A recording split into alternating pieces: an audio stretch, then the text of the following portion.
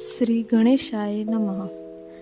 આજે આપણે સાંભળીશું શ્રાવણ મહિનાની કૃષ્ણ પક્ષની ચોથના પવિત્ર વ્રતની કથા એટલે કે બોળ ચોથની કથા વિશે. કહેવાય છે કે આ વ્રત કરવાથી ગાય વાછરડાનું કલ્યાણ થાય છે અને કુટુંબમાં સુખ શાંતિ રહે છે અને સંતાન પર માતા ષષ્ઠીનો આશીર્વાદ રહે છે. આ વ્રત બહેનો પોતાના બાળકોની રક્ષા કરવા માટે રહેતી હોય છે. એક ગામ હતું, તેમાં સાસુ વહુ રહેતા હતા. એક દિવસ શ્રાવણ માસે કૃષ્ણ પક્ષની ચોથ એટલે કે બોળ ચોથ આવી એટલે સાસુએ સવારે નદીએ સ્નાન કરવા જઈ રહ્યા હતા. તો જતાં પહેલાં વહુને કહ્યું કે વહુ બેટા, આજે બોળ ચોથ છે એટલે હળ ચલાવવાનું નથી, એટલે તું ઘઉંલો રાંધીને રાખજે. વહુ તો બિચારી ભોળી હતી એટલે એને તો એમ લાગ્યું કે ઘઉંલો એટલે કે ઘરમાં રમતો ગાયનો વાછરડો. એટલે એણે તો સચ્ચાઈથી ગાયના વાછરડાને પકડીને ઘરમાં લઈ આવી અને દોરીથી બાંધી દીધું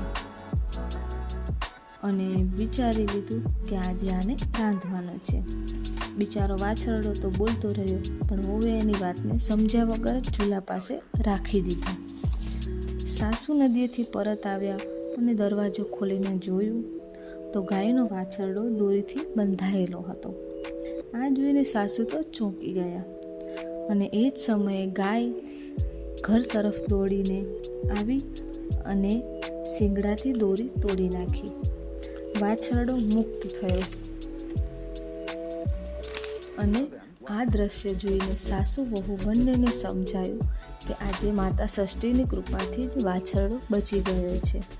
તેમણે તરત જ ગાય અને વાછરડાની પૂજા કરી, ફૂલોનો હાર પહેરાવ્યો, પછી આરતી ઉતારી અને બોળ ચોથનું વ્રત પૂર્ણ કર્યું. અને કહેવાય છે કે ત્યારથી જ આ દિવસે હળ ચલાવવાનું કે ખેતરનું કામ કરવાનું ટાળવામાં આવે છે. આ વ્રત કરનાર તથા આ વ્રત કથા સાંભળનારને સંતાન સુખ, ગૌ સુખ અને તેમના ઘરનું કલ્યાણ થાય છે. જય માતા ષષ્ઠી, જય ગાય માતા.